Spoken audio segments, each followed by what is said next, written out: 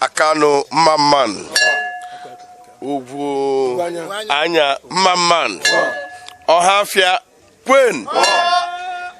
Anomobochata wone 31st day of December 2023.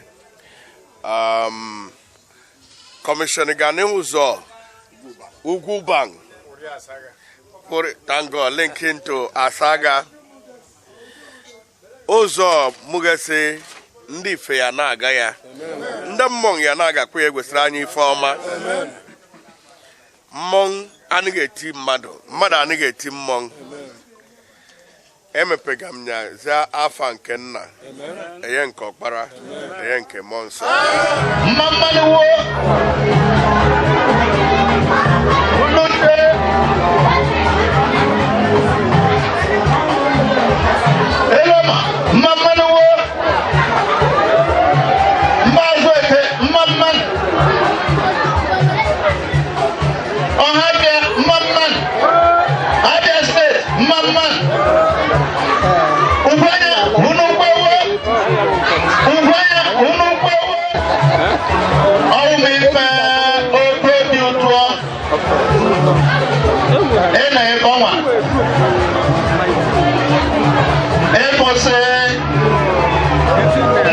Ugwuanya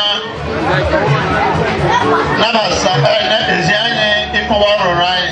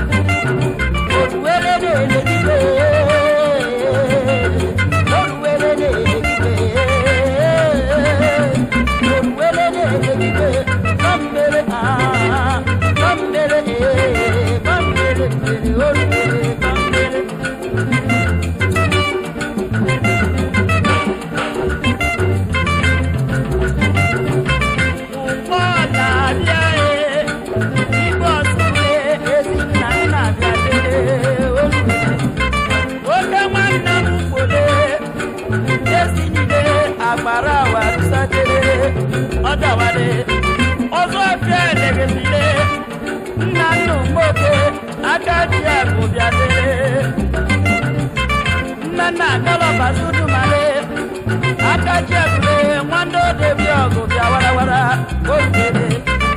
ngwade